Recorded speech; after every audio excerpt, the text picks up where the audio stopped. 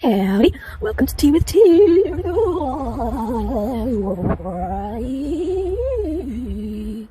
Welcome to Tea with Tea.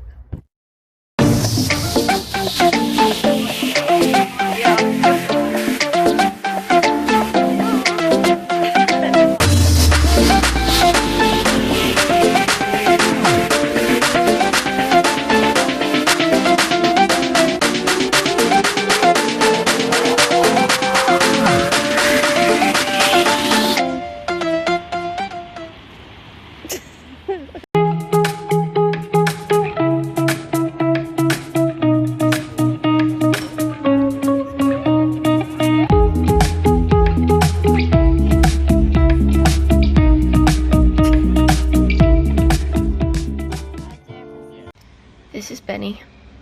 Say hello to my little friend. Oranges.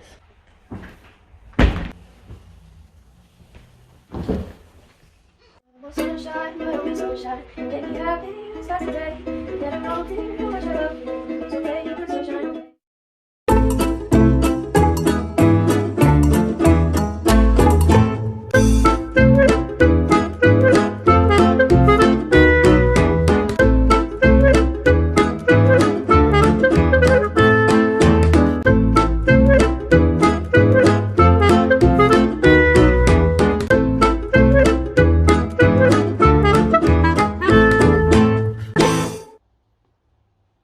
I'm Jazzy. Gem. I'm Gemma. Pretty good suspension. You still gotta get slower. No, that was 40. Oh, sorry. I just remembered there was a red light camera there and I got scared and I didn't know if I was going to make it.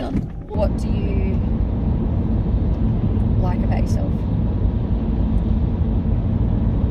I feel like this is always a hard question to ask girls in particular. It is always a hard question. Girls are the most critical of themselves. And I think part of you might have something in your mind but you don't want to say it because you're like, oh, they're going to think I'm up myself. Yeah, exactly. And then, but it's such a sad way for the world to be, but it isn't true. It's like you're not allowed to be happy with yourself. Yeah. It's pretty sad. Damn. Characteristics about yourself I think that you like. Characteristics are easier than physical. So much easier. I like that I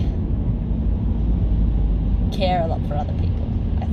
I think that's probably if I was to be described, you'd be like, oh yeah, Jazzy wants to make sure people are happy. Yeah.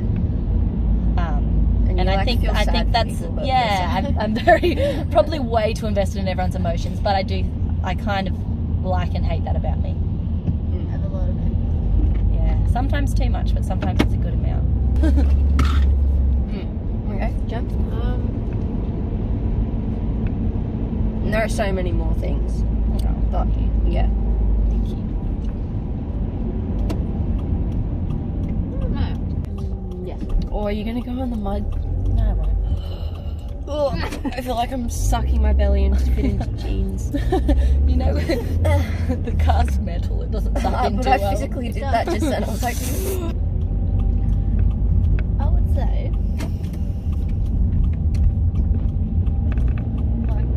humour. I like. oh yeah, so you like your humour. Yeah, but I do it's also one of those things when is it too much? Where's Yeah. the line? So it's kind of a. I feel that. Definitely. But I also do always try see the best in people kind of thing.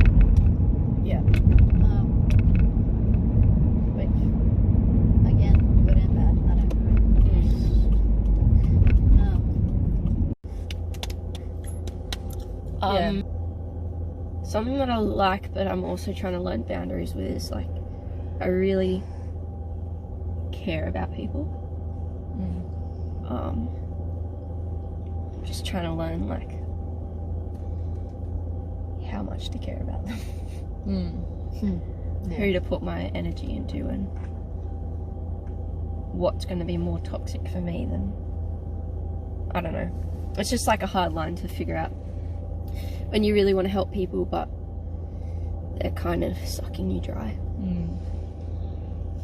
Yeah, it's how much can you help someone before you're ruining yourself so you can't help anyone. And the thing is, I don't like giving up on anyone, because I know, like, from my own experience, people that didn't give up on me was the only reason I kept going.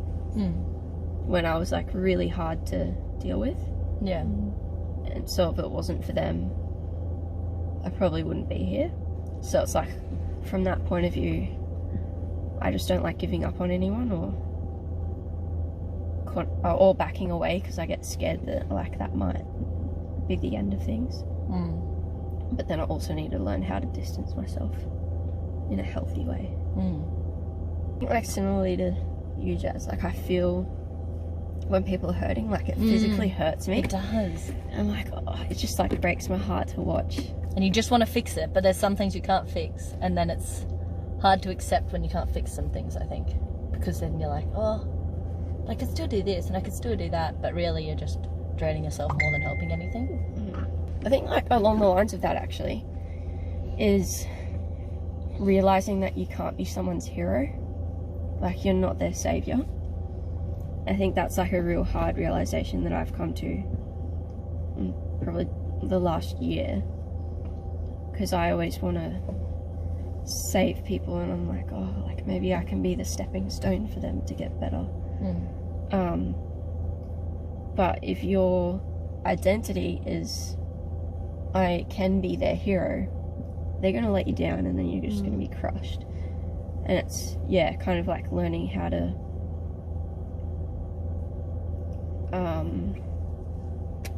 accept the fact that other people are in charge of their own actions, and they will make decisions.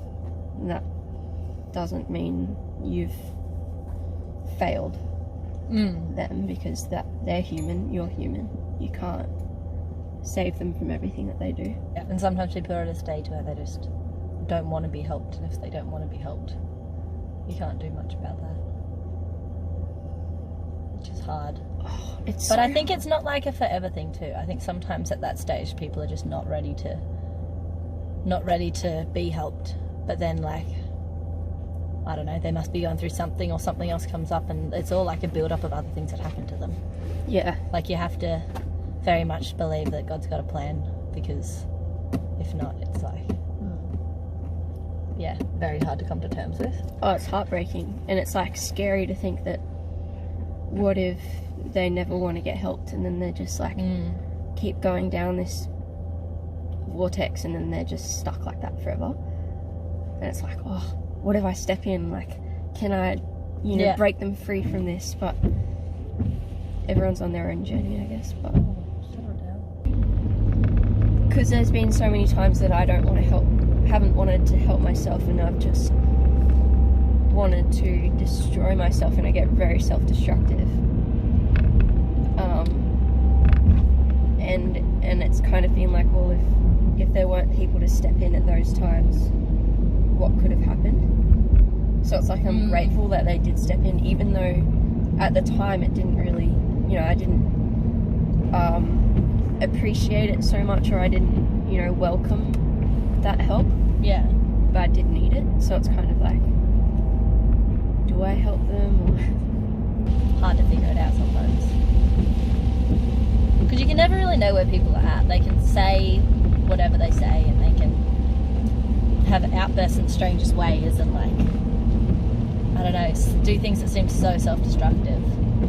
But it's, like, often it's a cry for help, but then sometimes it's just part of the process until they're ready for the cry for help. Like, you can never just know where people are at. Yeah, like, it might be a cry for help, but then they don't actually... They're not ready to receive the help yet. I don't know. I think the main thing is to just not give up on them. Yeah. Which is so hard when, like, you just feel like there's no hope, and it's just a constant cycle, and they're never going to break out of it. But if you can hold on to some hope, just love them through the whole thing, love them for every stage that they're at, but also put up boundaries to protect yourself, but just don't give up on them. Because I think sometimes, like, it's so easy to want to give up on people and walk away when they are really draining, but when they're really draining is like when they most need you. Yeah.